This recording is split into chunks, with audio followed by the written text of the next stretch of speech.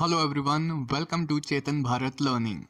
In this video, we are going to cover the current affairs related to geography and environment that were in news from 20th August to 26th August. So let us see what all issues were there in the news and what all issues we'll be covering in this class. So first of all, we'll be covering the issue of predicting earthquakes and its problems. There was an article regarding this in the Down to Earth magazine. You very well know that this magazine is very important as far as the geography and environment portion of our UPSC syllabus is concerned. Then we'll be covering the topic of ban on pesticides. This topic was also in the Down to Earth magazine. The third topic that we'll be covering is damage to ecosystem in the Nilgiris. Of late, we are observing that there are many extreme climate events. Because of these extreme climate events, the ecosystem in Nilgiri mountains in South India is getting damaged. So we'll be covering that issue. What are the concerns and how can we remedy those concerns? Then the fourth topic that we would be covering is using algae to treat river water pollution. Lately, there has been a research from an engineering college in Roorkee that we can use algae to treat river water pollution. So we'll be covering this topic, and the last topic, main topic that would be covering is controlling air pollution from the thermal power plants. There was a news in Indian Express regarding this thing, so we'll be covering this topic.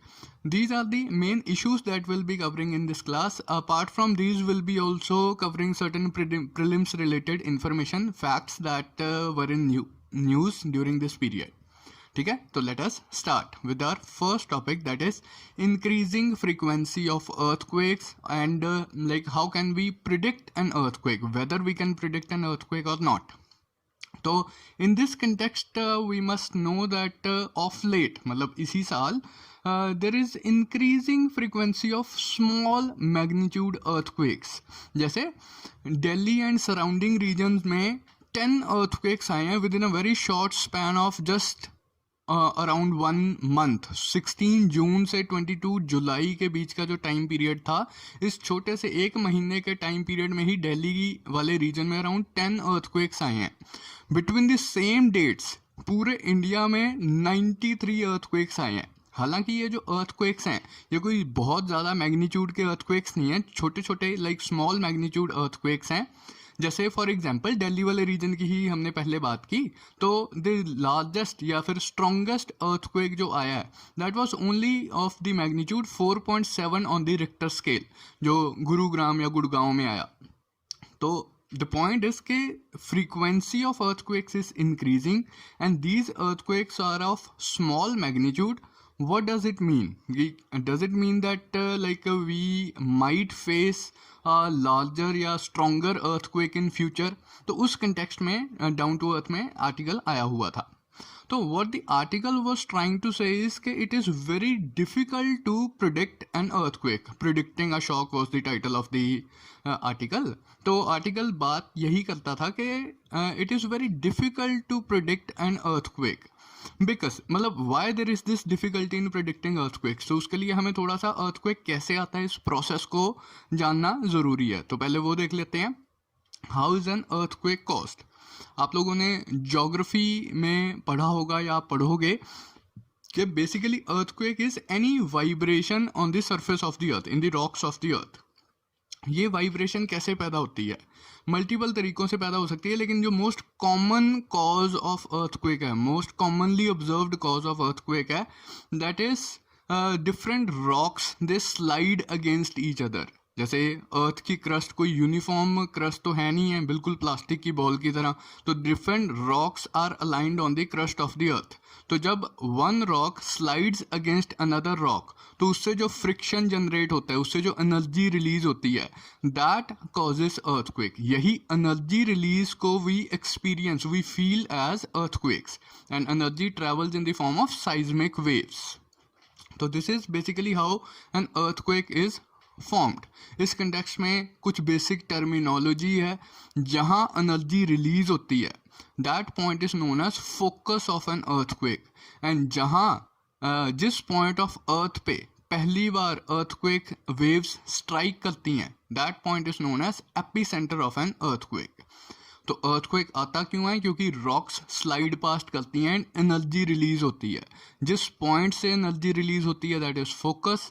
जिस point पे energy release होती हुई ये seismic waves पहली बार surface को strike करती हैं, top of the अर्थ को स्ट्राइक करती हैं, that point is known as epicentre. तो this is basically how an earthquake is caused. So what is the difficulty in predicting earthquakes? At present, we do not have any technology that can predict when an earthquake will come. Like we can demarcate earthquake prone zones कि this region of earth is prone to earthquakes, this region of earth is like quite safe from earthquakes. लेकिन we cannot predict future earthquake कि यहाँ पर earthquake आएगा, यहाँ पर 2 साल बाद अर्थक्वेक आएगा या यहाँ पर 3 महीने बाद अर्थक्वेक आएगा. This we can not do because we don't know like how the rocks of the earth would move and to what an extent they would move, that would that be sufficient to cause an earthquake or not. So this is the main difficulty in predicting the earthquakes. But what we can do is we can provide few minutes of early warning. हम जैसे ही rocks vibrate करती हैं, जैसे ही surface of the earth vibrate करती है, तो हम इस इंफॉर्मेशन को क्विकली डिसेमिनेट कर सकते हैं पॉपुलेशन में and we can provide just few minutes of early warning. ऐसा नहीं है कि दिनों में प्रिडिक्शन नहीं हो सकती. Once the earthquake is there, once the earth starts vibrating, once the rocks start vibrating, then we can provide early warning to the citizens. ये हम किस तरह से कर सकते हैं? by monitoring ground vibrations. Now you see that the moment when energy is released from the within the rocks of the earth, that energy is to travel from that point focus to surface. Earthquake waves को कुछ time लगेगा focus से surface of the अर्थ तक travel करने में. अब लेकिन अगर हम सेंसर से ग्राउंड को मॉनिटर कर रहे हैं, रॉक्स को मॉनिटर कर रहे हैं, तो हम जैसे ही फोकस पे एनर्जी रिलीज हुई, हम इलेक्ट्रॉनिक सिग्नल से सरफेस ऑफ द अर्थ पे मैसेज दे सकते हैं कि एक अर्थक्वेक आ रहा है, जल्दी जल्दी अपना कुछ आपने प्रिपरेशन करनी है तो कर लो. So this is how we can provide early warning. एक दूसरा ट्रेडिशनल सा मेथड क्या है कि जैसे ये ग्रीक सिविलाइजेशन के टाइम पे भी प्रेवलेंट है, जापानीज सिविलाइजेशन भी ऐसे मेथड्स का इस्तेमाल करती है, that is monitoring animal behaviour. कि ये हमारी कॉमन सी ऑब्जर्वेशन है काफ़ी सिविलाइजेशंस की कि अर्थक्वेक आने से पहले एनिमल्स अब नॉर्मल बिहेवियर शो करना स्टार्ट कर देते हैं. कैटल, शीप, डॉग्स ये थोड़ा सा अब नॉर्मल बिहेवियर शो करना स्टार्ट कर देते हैं. अब साइंटिस्ट क्या कर रहे हैं, इसी चीज़ की साइंटिफिक एविडेंस से कोलैबोरेट करना चाहते हैं कि क्या ऐसा रियली है कि एनिमल्स को पता चल जाता है पहले ही कि अर्थक्वेक आने वाला है, कि वो वेव्स को, वाइब्रेशंस को पहले ही फील कर सकते हैं बिफोर ह्यूमंस. तो इस कंटेक्स्ट में भी कुछ रिसर्च वगैरह चल रही है, लेकिन हालांकि इस रिसर्च का कोई सच अभी कोई पॉजिटिव आउटकम नहीं निकला. So these are the two ways basically that are being explored to provide early warning to the earthquakes. लेकिन problematic क्या है कि we cannot predict future earthquakes. एक बार earthquake आ गया, only then we can provide an early warning, few minutes of early warning कि हम अपनी preparation वगैरह कर लें. So that is all as far as this topic of increasing frequency of earthquakes या फिर predicting earthquakes was concerned. Now we will be moving to the next topic, that is toxic row. The issue is ban on pesticides, and toxic row के नाम से एक article आया था down to earth में. इसमें what is the issue at heart? Ministry of agriculture ने, India की हमारी एग्रीकल्चरल मिनिस्ट्री ने एक ड्राफ्ट नोटिफिकेशन इशू की थी, जिसमें मिनिस्ट्री ने प्रपोज किया कि हम 27 टॉक्सिक पेस्टिसाइड्स को बैन कर देंगे. अभी ड्राफ्ट नोटिफिकेशन थी, अभी एक्चुअल रूल्स एंड रेगुलेशंस नहीं इशू किए गए हैं. Draft notification was issue so that people can present their views, people can present their opinions on this notification. So in this draft notification, many pesticides like monocrotophos, methomyl, carbofuran. These pesticides, they were sought to be banned by this draft notification. क्यों करने हैं इन्हें इन ऐसे pesticides को ban? क्योंकि WHO कहता है कि ऐसे पेस्टिसाइड्स में कुछ इंग्रेडिएंट्स हैं that are extremely hazardous for human health, and many of these pesticides, in fact many more than these pesticides are already banned by many countries globally. तो इसी कंटेक्स्ट में, क्योंकि WHO कह रहा है कि एक्सट्रीमली हजार्डस है, EU ने बैन की हुई हैं काफ़ी सारी पेस्टिसाइड्स, USA जैसे डेवलप्ड कंट्रीज़ ने बैन की हुई हैं, तो उन कंट्रीज़ में कुछ सर्वेस वगैरह कंडक्ट किए गए हैं, WHO ने, UN ने कुछ सर्वेस वगैरह कंडक्ट करवाए हैं, जिससे लाइक इनके हजार्डस नेचर सामने आई है. तो in line with these global studies ministry of agriculture चाहती है कि हम भी इन पेस्टिसाइड्स को बैन कर दें.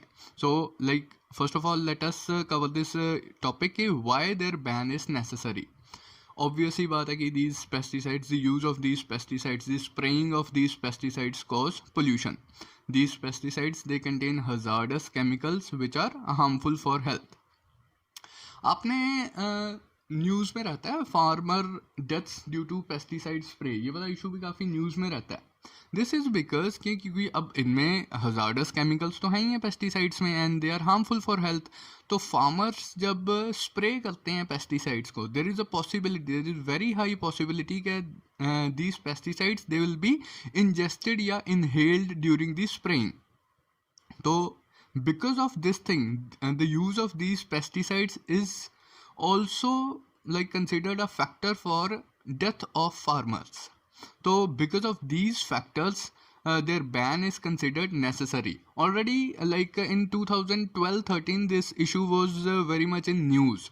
So at that point of time government had appointed this Anupam Verma committee to review the use of 66 pesticides in India. कुछ इस कमेटी ने 66 पेस्टिसाइड्स को रिव्यू करना था, जो कि बाकी कंट्रीज ने तो बैन कर दिए थे ऑलरेडी, लेकिन इंडिया में उनका यूज़ वाइडली प्रेवलेंट था.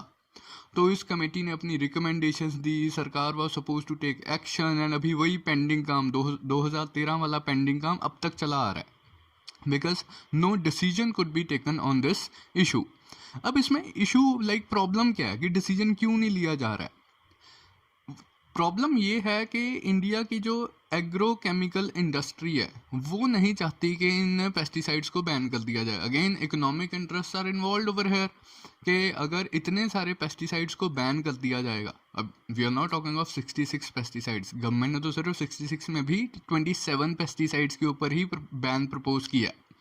लेकिन अगर इतने सारे पेस्टिसाइड्स को बैन कर दिया जाएगा तो एग्रोकेमिकल इंडस्ट्री ऑब्वियसली सफ़र करेगी, तो वो नहीं चाहती कि बैन लगा दिया जाए. So this is the main problem with the ban. According to agrochemical industry this would lead to like shutting down of many pesticide manufacturing plants. तो कुछ लिमिटेड से मैन्युफैक्चरर्स ऑफ पेस्टिसाइड्स ही रह जाएंगे. That would lead to monopolization of pesticide selling industry, pesticide markets, and in turn this would lead to increase in prices. Come suppliers हैं, वो suppliers उसकी supply को control कर रहे हैं एंड प्राइसेस को मैनिपुलेट कर रहे हैं, तो this would lead to increase in prices. फिर एग्रोकेमिकल इंडस्ट्री वाले एक और पॉइंट भी रेज करते हैं, कहते हैं कि जी यार जो भी आप बात कर रहे हो कि EU ने बैन कर दी, WHO ने रिकमेंड कर दिया, उन्होंने इंडिया में तो कोई स्टडी की नहीं है, उन्होंने तो अपने कंट्रीज़ में ऐसी रिसर्च वगैरह की है. उनकी climatic conditions, natural conditions different हैं, वहाँ हो सकता है वहाँ पर ज़्यादा इफेक्ट हो रहा हो, इंडिया में तो ऐसी कोई स्टडी नहीं हुई है, तो फिर हमें इंडिया में बैन करने की क्या ज़रूरत है?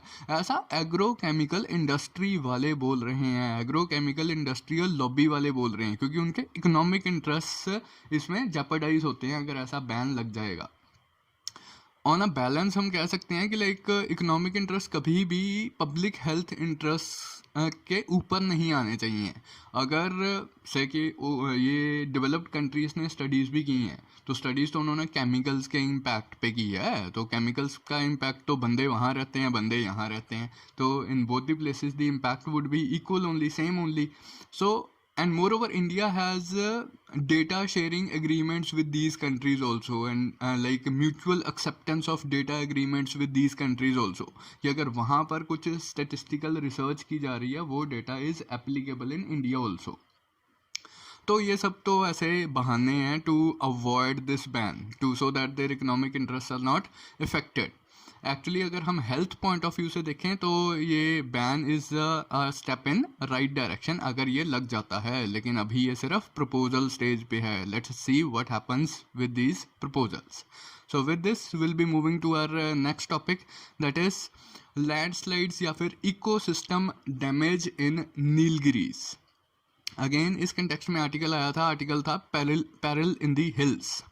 What this article was trying to say, ये कहता है कि of late like recent years में एक्सट्रीम वेदर इवेंट्स बहुत बढ़ते जा रहे हैं. बहुत ज़्यादा साइक्लोन्स आ रहे हैं, कभी ड्रॉट्स आ रहे हैं, कभी लाइक से के फ्लडिंग हो रही है. तो ये इवेंट्स बढ़ते जा रहे हैं. अब ये तो सारे इंडिया में ही हो रहा है, रादर पूरे ग्लोब में ही ऐसा हो रहा है. लेकिन ये जो आर्टिकल था ये फोकस कर रहा था नीलगिरी हिल्स या फिर southern part of the western Ghats पे फोकस कर रहा था.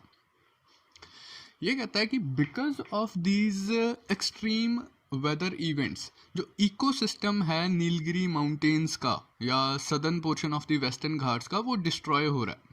जैसे कुछ स्टैटिस्टिक्स वो कोट करता है कि अगर केरला पॉइंट ऑफ व्यू से देखा जाए तो पिछले 4 सालों में 2 बार अब नॉर्मली हैवी मॉनसून्स आ चुके हैं, 4 बार ट्रॉपिकल साइक्लोन्स आ चुके हैं. तो इससे हो क्या रहा है, fragile ecosystem of western Ghats is getting damaged. किस तरह से डैमेज हो रहा है, क्या इम्पैक्ट हो रहा है इकोसिस्टम के ऊपर. ऑब्वियसली अगर साइक्लोन्स आएंगे, अब नॉर्मल रेन्स होंगी, अब नॉर्मली हैवी रेन्स होंगी, हैवी मॉनसूनल शॉवर्स वगैरह होंगे, तो उससे ओवर फ्लडिंग ऑफ रिवर्स हो जाएगी. रिवर्स अपने बैंक्स को ब्रीच करेंगी तो उससे क्या होगा, सॉयल इरोजन होगी. सॉयल इरोजन वुड इवेंचुअली, अगर ये एक्सट्रीम सॉइल इरोजन है, it would lead to deforestation, destruction of forest, probably it would lead to landslides also. तो ये सारे इसके इल इफेक्ट्स होंगे. Destruction of trees and grasslands के ऊपर इस आर्टिकल ने काफ़ी फोकस किया. ये कहता है कि नीलगिरी माउंटेन्स में पूरा इकोसिस्टम डैमेज हो रहा है. एंड नीलगिरी अगर इकोसिस्टम की हम बात करें, पर्टिकुलरली फ्लोरा बेस्ड इकोसिस्टम की अगर हम बात करें, तो basically it consist of 2 types of से प्लांट लाइफ. एक तो शोला फॉरेस्ट हैं, ये आप याद रखेंगे. नीलगिरी माउंटेन्स में southern portion of the western Ghats में शोला फॉरेस्ट पाए जाते हैं. ये शोला फॉरेस्ट क्या हैं, these are the temperate forest of Nilgiri या फिर वेस्टर्न घाट्स रीजन, जो थोड़े से माउंटेनियस रीजन होने की वजह से. अदरवाइज देखा जाए तो ये वाला जो रीजन है वो ट्रॉपिकल रीजन में आता है. तो यहाँ पर टेम्परेट फॉरेस्ट कैसे हो सकते हैं, क्योंकि ये हाई ऑल्टीट्यूड रीजन है. तो ऑल्टीट्यूड की वजह से, हाई मतलब हाइट होने की वजह से यहाँ पर ठंडा क्लाइमेट पाया जाता है, यहाँ पर टेम्परेट फॉरेस्ट पाए जाते हैं. एंड इन फॉरेस्ट को क्लाउड फॉरेस्ट इकोलॉजी भी बोला जाता है, कि माउंटेनियस रीजन में जो लाइक रेन फॉरेस्ट पाए जाते हैं, हैवी से के हाइट वाले या मॉइस्ट फॉरेस्ट जो पाए जाते हैं, रेन फॉरेस्ट जो पाए जाते हैं, उन्हें क्लाउड फॉरेस्ट इकोलॉजी भी बोला जाता है. तो आप याद रखेंगे क्लाउड फॉरेस्ट इकोलॉजी किसके लिए टर्म यूज़ किया जाता है, हाई ऑल्टीट्यूड रेन फॉरेस्ट के लिए, माउंटेन रेन फॉरेस्ट के लिए. एंड इंडिया में कौन से फॉरेस्ट इस कैटेगरी में फॉल करते हैं, shola forest of the Nilgiri region. ये तो हो गया फॉरेस्टेड इकोसिस्टम ऑफ नीलगिरीज. दूसरा portion of the Nilgiri ecosystem is grassland ecosystem. जहाँ ट्रीज नहीं पाई जाती वहाँ स्लोप्स पे ग्रासेस पाई जाती हैं, श्रब्स पाए जाते हैं. तो इन श्रब्स एंड ग्रासलैंड्स की भी डिस्ट्रक्शन हो रही है बिकॉज ऑफ दी से के एक्सट्रीम क्लाइमेटिक इवेंट्स. अगर मैं ग्रासलैंड्स की बात करूं या इन्हीं श्रब्स की बात करूं, one of the famous shrubs जिसका आप लोग नाम याद रखेंगे दैट इज कुरिंजी. आपने नीलगिरी माउंटेन्स का आप नाम ही देखो, नीलगिरी, ब्लू माउंटेन्स। ये माउंटेन्स को लाइक नीलगिरी माउंटेन्स क्यों बोला जाता है, ब्लू माउंटेन्स क्यों बोला जाता है? तो like you can see in this image, यहाँ पर एक श्रब ग्रो करता है जिसका नाम है कुरिंजी। ये इसके ब्लू फ्लावर्स होते हैं, इसी like because these shrubs cover the entire slopes of the mountains. तो दूर से देख के ब्लू कलर के माउंटेन्स, बड़े ही शानदार माउंटेन्स नजर आते हैं, तो इसलिए इन माउंटेन्स को नीलगिरी माउंटेन्स या ब्लू माउंटेन्स बोला जाता है। तो because of this extreme climatic events, flooding हो गया, overflowing of the rivers वगैरह हो गया, तो इससे ये कुरिंजी श्रब्स भी डिस्ट्रॉय हो रहे हैं, बाकी ग्रासेस भी डिस्ट्रॉय हो रही हैं, शोला फॉरेस्ट भी डिस्ट्रॉय हो रहे हैं। फिर ये जो शोला एंड ग्रासलैंड इकोसिस्टम की हमने बात की, इसकी हम इम्पोर्टेंस देखते हैं for the like hydrological resources. Nilgiris हमें पता है कि हैवी रेन्स रिसीव करती हैं ड्यूरिंग दी मॉनसूनल सीजन, लेकिन जैसे ही मॉनसूनल सीजन चला जाता है पूरा साल यहाँ पर कोई बारिश नहीं होती। पूरे साउथ इंडिया में ही ऐसा है कि नॉर्थ इंडिया में तो हम बोलते हैं कि नॉर्थ इंडिया में बारिश खैर मॉनसूनल सीजन में ही होती है, लेकिन नॉर्थ इंडिया की रिवर्स की अगर मैं बात करूं, हाइड्रोलॉजिकल रिसोर्सेज की मैं बात करूं, तो रिवर्स नॉर्थ इंडिया की ग्लेशियर्स द्वारा फीड की जाती हैं। तो because they are fed by snow melting from the glaciers, तो वो पेरिनियल रिवर्स होती हैं, सारा साल वो रिवर्स फ्लो करती हैं, गंगा, यमुना, इंडस, सारी नॉर्थ इंडिया की रिवर्स। लेकिन if I talk about the south Indian reverse, क्योंकि साउथ इंडिया में कोई ग्लेशियर्स नहीं है and rain is the only source of water in the reverse, तो साउथ इंडिया में बेसिकली सीजनल रिवर्स होती हैं। लेकिन नीलगिरी माउंटेन्स वाले रीजन में या extreme end of south India वाले रीजन में ये वाली प्रॉब्लम नहीं है। And hair comes the role of shola grassland complex in the Nilgiris. ये फॉरेस्ट, शोला फॉरेस्ट क्या करते हैं, ये ग्रासलैंड्स क्या करते हैं, these grasses, shrubs and trees they bind soil together. पहले तो ये सॉइल इरोजन प्रिवेंट करने में कंट्रीब्यूट करते हैं, सॉइल को बाइंड करते हैं। फिर बिकॉज ऑफ देयर कैरेक्टरिस्टिक्स, ये जो ग्रासी श्रब्स एंड ट्रीज हैं, they absorb heavy rain water in the spongy soil. Rain water को ये अब्जॉर्ब कर लेते हैं, ट्रैप करके रखते हैं अंडरग्राउंड वाटर, अंदर सीप इन नहीं होने देते हैं, रूट्स के पास ट्रैप करके रखते हैं। फिर ये जो पानी है धीरे धीरे धीरे धीरे करके फ्लो करता रहता है। अब ऑब्वियसली अगर आप इमेजिन करो पानी को ओपन स्लोप पे फ्लो करना है एंड पानी अब्जॉर्ब हो गया सॉइल में, अब from within the soil पानी को फ्लो करना है। अगर पानी within the soil, trapped पानी from within the soil seep in करेगा, ट्रेवल करेगा, उसे ज़्यादा टाइम लगेगा एज कम्पेयर टू कि वो खुली स्लोप पे पानी जा रहा है, बह रहा है। तो ये क्या करते हैं कि क्योंकि इनकी roots, grassy shrubs and trees की रूट्स रेन वाटर को अब्जॉर्ब कर लेती हैं स्पॉन्जी सॉइल में, तो उससे क्या धीरे धीरे धीरे धीरे ग्रेजुअल रिलीज ऑफ वाटर होता है, giving rise to almost perennial streams. ये नीलगिरी माउंटेन्स का ही करेक्टरिस्टिक सा फीचर है कि साउथ इंडिया में सीजनल रेंज होने के बावजूद यहाँ पर ऑलमोस्ट पेरिनियल स्ट्रीम्स हमें मिलती हैं। So this was all as far as this article was concerned, this issue was concerned, ecosystem damage in the Nilgiris because of extreme climate events. Now we'll be moving to our next topic, that is bioremediation. इस context में भी article आया था natures purifiers.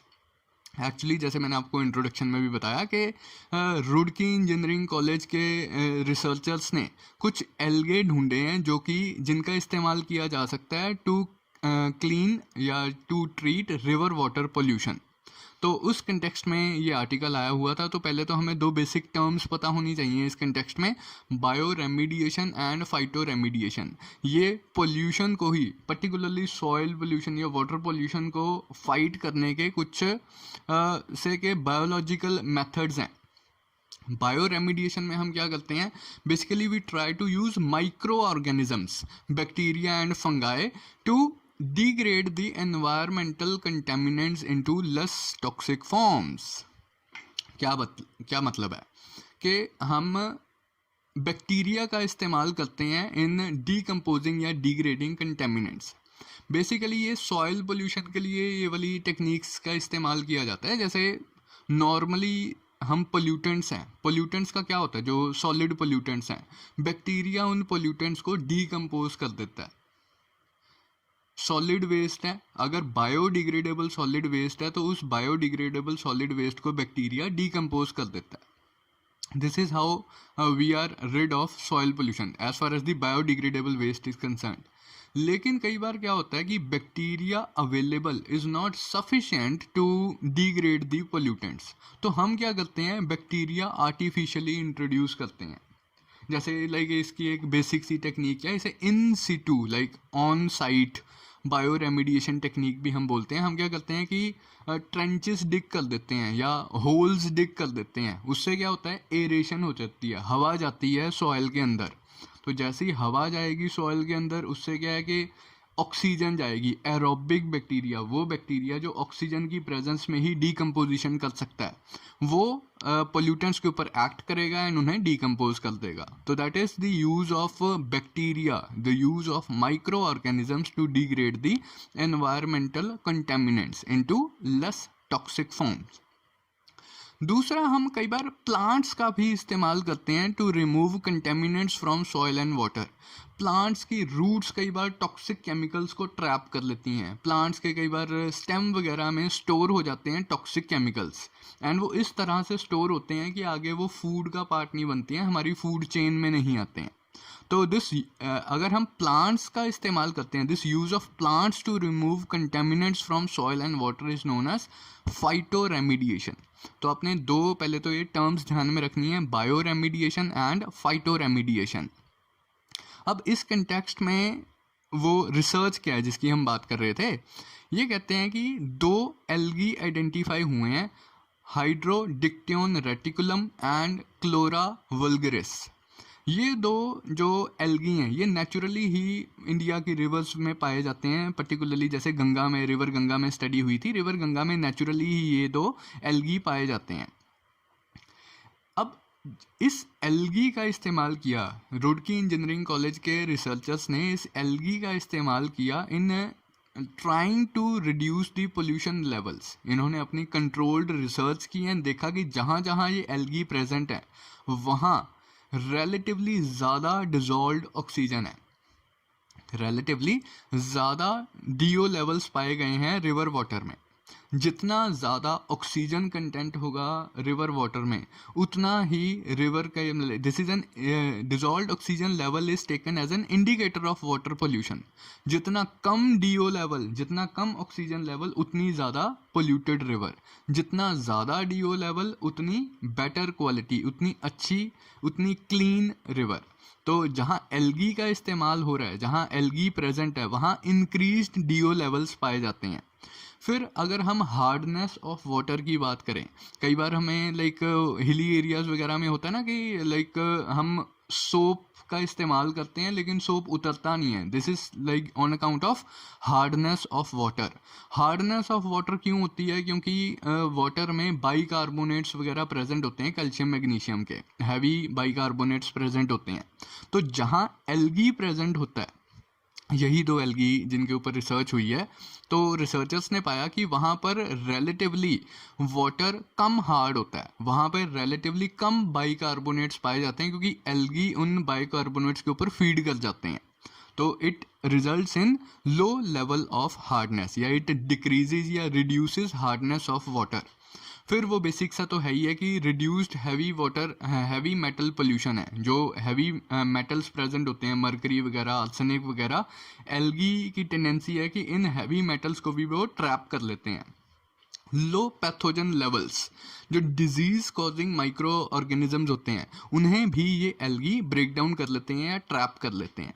तो because of all these positive effects of algae, तो it is recommended के these can be used in reducing river water pollution, particularly the pollution of river Ganga. ठीक है जी। फिर एल्गी के कुछ और पॉजिटिव इफेक्ट्स भी हैं। इसी रिसर्च में रिसर्चर्स किस कंक्लूजन पे पहुंचते हैं, लाइक क्या रिकमेंड करते हैं कि दीज एल्गी, ये जो हमने अभी दोनों कैटेगरीज ऑफ एल्गी किए, hydrodictyon reticulum and chlorella vulgaris, यही algae they can also be used as source of biofuel या बायोडीजल। आजकल ये बायोडीजल वाली लाइक काफ़ी न्यूज़ में रहता है कि बायोडीजल ये है क्या। It is a form of diesel that is derived from plants or animals and consisting of long chain fatty acid esters. Plant sources से, एनिमल सोर्सेज से हमें बायोफ्यूल डिराइव करते हैं, उसे हम बोल रहे हैं बायोडीजल. एक्चुअली लाइक इसकी केमिकल रिएक्शन करवाई जाती है. In plants and animal sources में क्या होता है, फैट्स होते हैं. फैट्स हमें पता है they are composed of fatty acids. Fatty acids की हम इथेनॉल या मिथेनॉल किसी अल्कोहल के साथ हम केमिकल रिएक्शन करवाते हैं. तो when fatty acids present in organic sources are made to react with methanol या इथेनॉल किसी अल्कोहल के साथ, तो it results in production of fatty acid asters. Esterification reaction हमने बहुत पुराने ज़माने में 9th-10th में अपने स्कूल में की थी कि किसी एसिड की जब अल्कोहल, ऑर्गेनिक एसिड्स की अल्कोहल के साथ रिएक्शन होती है तो it results in formation of esters. तो जब हम फैटी एसिड्स के अल्कोहल के साथ रिएक्शन करवाते हैं तो फैटी एसिड एस्टर्स बन जाते हैं. इन्हीं फैटी एसिड एस्टर्स को हम एज बायोफ्यूल, हम एज बायोडीजल इस्तेमाल करते हैं. जैसे इंडिया में मोर पॉपुलरली जत्रोफा प्लांट का इस्तेमाल किया जाता है इन प्रोड्यूसिंग बायोडीजल. गवर्नमेंट की बायोडीजल पॉलिसी भी है. तो ये एक बेसिक सी पहले तो इन्फो आपको पता होनी चाहिए. फिर ये रिसर्च ने क्या कहा है कि इस एल्गी का इस्तेमाल किया जा सकता है in producing, in extracting biodiesel. Jatropha plant तो है ही है, ये कहते हैं कि इस एल्गी का भी आप इस्तेमाल कर सकते हो क्योंकि these algae have high lipid content in their cells. Fat content इनमें काफ़ी ज़्यादा होता है, इसलिए एल्गी का इस्तेमाल किया जा सकता है in extracting biodiesel. So that was all as far as this issue of using algae to treat water pollution was concerned. Now we'll be moving to our next topic, controlling air pollution from thermal plants. इस context में news में एक like article रहा था, news में news रही थी कि गवर्नमेंट में extend the deadline by which thermal plants were supposed to install pollution control devices. Actually हुआ क्या, जैसे इंडिया ने 2015 में पेरिस क्लाइमेट मीट हुई, इंडिया ने कुछ कमिट किया कि हम इस तरह से अपना पोल्यूशन कम करेंगे, रीन्यूएबल एनर्जी पे शिफ्ट करेंगे, अपना कार्बन सिंक इंक्रीज करेंगे एंड और भी ढेरों सारी चीज़ें हम करेंगे टू से के minimize the impact of climate change, to minimize the climate change in fact. तो इस कंटेक्स्ट में हमारी एक डोमेस्टिक रेगुलेशन थी कि हमारे जितने भी थर्मल पावर प्लांट्स हैं, ये थर्मल पावर प्लांट्स कुछ पोल्यूशन लिमिटिंग डिवाइसेस इंस्टॉल करेंगे. थर्मल पावर प्लांट्स का आपको कुछ पहले तो बेसिक आपको पता होना चाहिए कि ये जो basically coal based thermal power plants हैं, ये sulphur dioxide as a main pollutant emit करते हैं अलॉन्ग विद कार्बन डाइऑक्साइड. अब कार्बन बर्न हो रहा है, कार्बन को जलाया जा रहा है, कोल को जलाया जा रहा है, कार्बन डाइऑक्साइड तो रिलीज होगी, ये तो प्राइमरी पोल्यूटेंट है ही है. Coal based thermal power plant sulphur dioxide release करते हैं. इसका कारण ये है कि जो कोल हम इस्तेमाल करते हैं, कोल में sulphur as an impurity present होता है. तो जब कोल को बर्न किया तो सल्फर इम्प्योरिटी भी बर्न होगी, जब सल्फर बर्न करेगा तो सल्फर डाइऑक्साइड गैस रिलीज होगी. तो आपने ध्यान में रखना है हमेशा कि coal based thermal power plant से सल्फर डाइऑक्साइड पोल्यूशन होता है. एंड कॉन्ट्रेरीली जस्ट एक एक्स्ट्रा इन्फॉर्मेशन के व्हीकुलर पोल्यूशन से आपका नाइट्रोजन ऑक्साइड्स का पोल्यूशन होता है. थर्मल पावर प्लांट से सल्फर डाइऑक्साइड, व्हीकल से, व्हीकुलर एग्जॉस्ट से नाइट्रोजन ऑक्साइड्स का पोल्यूशन होता है. क्योंकि जो हम पेट्रोल वगैरह यूज़ करते हैं उसमें नाइट्रोजन पोल्यूटेंट होता है, मतलब नाइट्रोजन के कंपाउंड्स एज पोल्यूटेंट्स प्रेजेंट होते हैं, वो नाइट्रोजन पोल्यूशन कॉज करते हैं. ठीक है, तो ये कुछ बेसिक इन्फॉर्मेशन. हाँ, फिर सरकार ने क्या कहा था 2015-16 में, उन्होंने प्रपोज किया था कि हमारे जितने भी थर्मल पावर प्लांट्स हैं इनमें हम पोल्यूशन लिमिटिंग डिवाइसेस इंस्टॉल करेंगे. ये flue gas desulphurisation systems install करेंगे.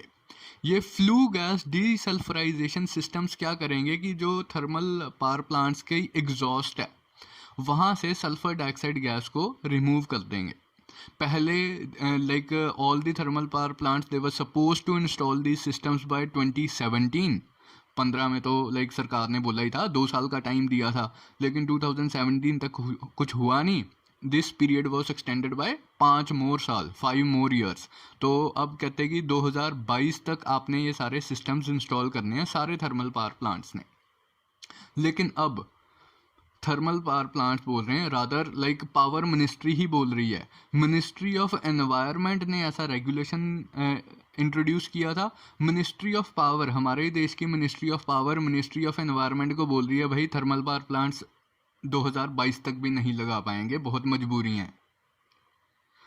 तो यही दैट इज द पॉइंट कि most of the traditional thermal power plants would miss this deadline and this was conveyed by power ministry to ministry of environment and forest. And उन्होंने power ministry ने ये भी recommend किया environment ministry को कि आप ये डेडलाइन जो है 2022 वाली ये एक्सटेंड कर दो। अब सवाल हमारे लिए इशू ये एग्जाम पॉइंट ऑफ व्यू से कि what are the reasons for this delay, कि लग क्यों नहीं रहे हैं ये सिस्टम, लगा क्यों नहीं रहे हैं ये सिस्टम्स। सबसे पहला तो इसका फाइनेंशियल रीज़न ही है। अब एक थर्मल पावर प्लांट है, वो एक पर्टिकुलर इकोनॉमिक सिस्टम में काम कर रहा है, उसका एक लाइक फाइनेंशियल कुछ उसके वो है कि इतने इनपुट कॉस्ट है, इतनी रॉ मटेरियल की कॉस्ट है, इतनी प्रोडक्शन कॉस्ट है, इतने प्राइस पे हम इलेक्ट्रिसिटी सेल कर रहे हैं।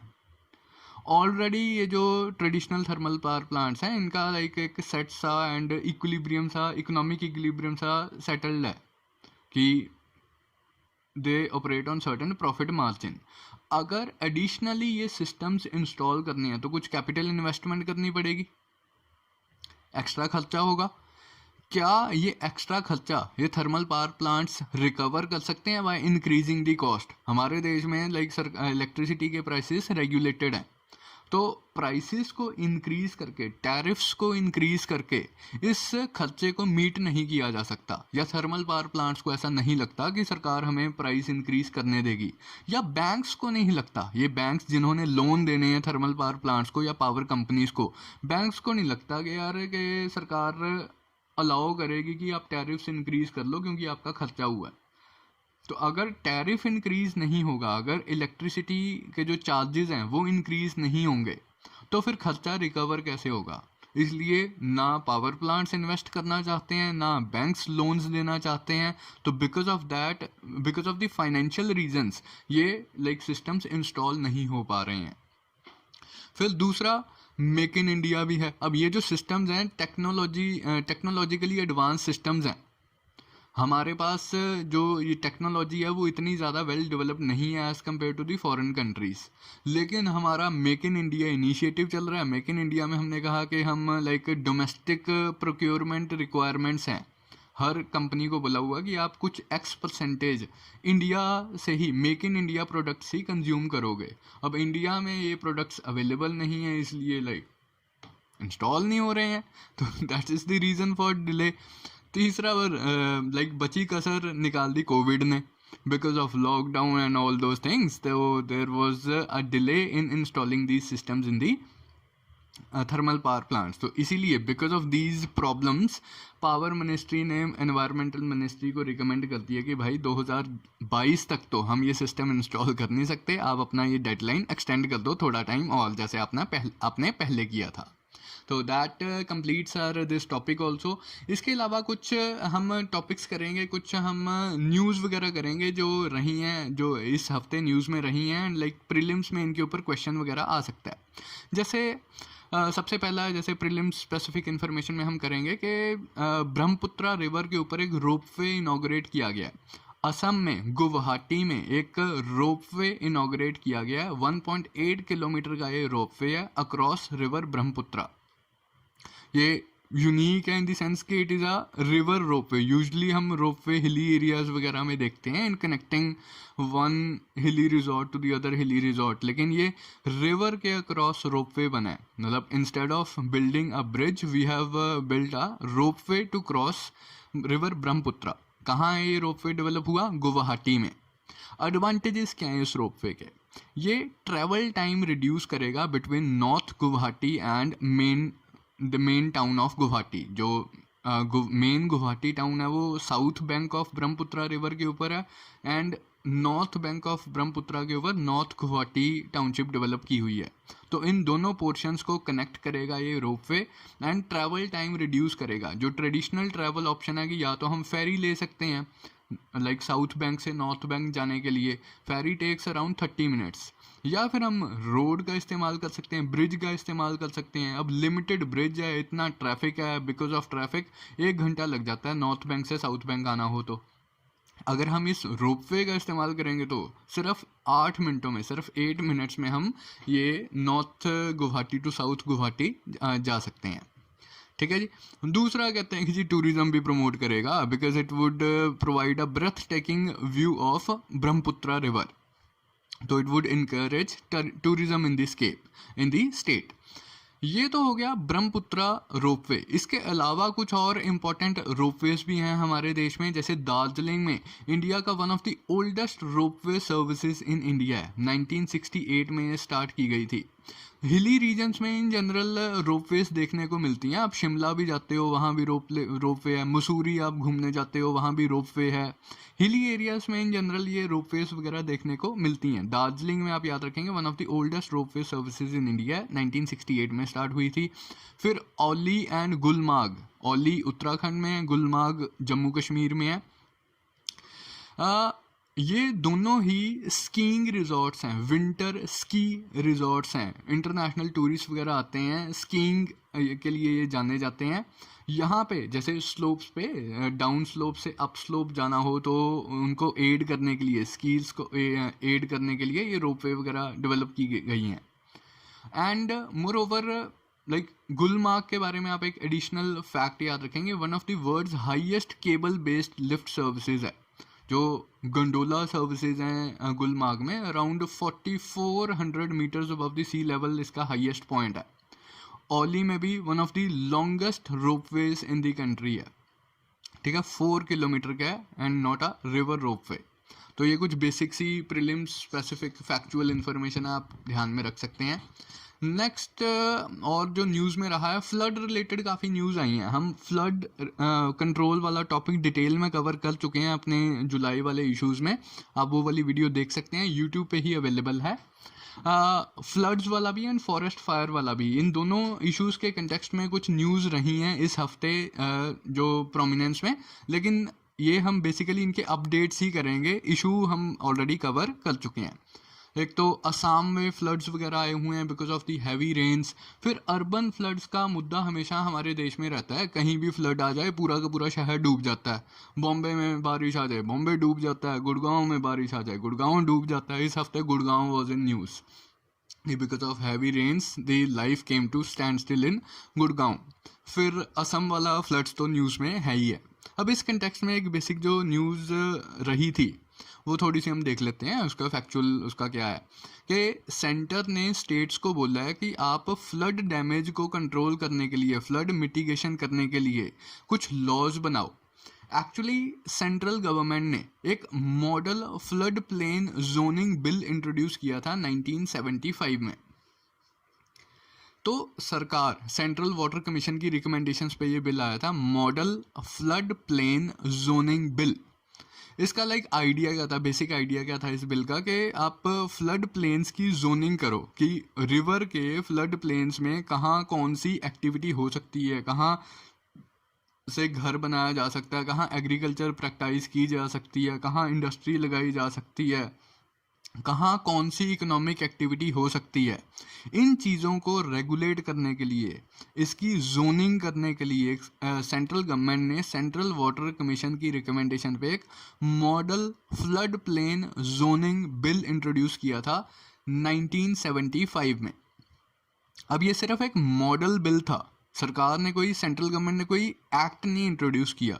उसका कारण ये है कि ये जो flood plains and protection of river beds है, ये एक स्टेट सब्जेक्ट है। स्टेट के पास अथॉरिटी है इसके ऊपर लॉ बनाने की, सेंट्रल गवर्नमेंट या पार्लियामेंट के पास कोई अथॉरिटी नहीं है इसके ऊपर लॉ बनाने की। तो सेंटर ने पहले भी रिकमेंड ही किया था, आज भी सेंट्रल गवर्नमेंट स्टेट गवर्नमेंट को बोल ही रही है कि आप लोग अपने लेवल पे लॉज बना सकते हो on the lines of this model act, जिससे क्या है कि आपका जो डैमेज हो रहा है बिकॉज ऑफ फ्लड्स उसे मिटिगेट किया जा सकता है, उसे कम किया जा सकता है। फैक्चुअल इन्फॉर्मेशन में आप याद रखेंगे कि एज ऑफ टुडे सिर्फ 3 ही स्टेट्स ऐसी हैं जिन्होंने इस मॉडल एक्ट के बेसिस पे अपना एक एक्ट बनाया हुआ है, मणिपुर, राजस्थान एंड उत्तराखंड। ठीक है जी. तो that was all as far as this news was concerned, this update regarding the floods was concerned. एक और टॉपिक जो हमने ऑलरेडी कवर किया हुआ है फॉरेस्ट फायर्स का. उसमें हमने इंडिया के फॉरेस्ट फायर्स भी किए थे, ग्लोबल फॉरेस्ट फायर्स भी कवर किए थे, एंड फॉरेस्ट फायर्स का इम्पैक्ट ऑन कार्बन एमिशंस भी कवर किया था डिटेल में. तो उसमें लाइक एक अपडेट है कि कैलिफोर्निया में फॉरेस्ट फायर्स लगी हुई हैं एंड बहुत भयंकर, one of the like worst forest fires in the state's history are prevalent in California these days. तो ये अपडेट था regarding the forest fires. That is all as far as the current affairs related to geography and environment of this week are concerned. I hope you would have enjoyed this class and you would have like understood how various environmental issues, what are the different environmental issues that were in news this week, and how we can effectively tackle these issues. That's all from my side. Thank you. Have a nice day.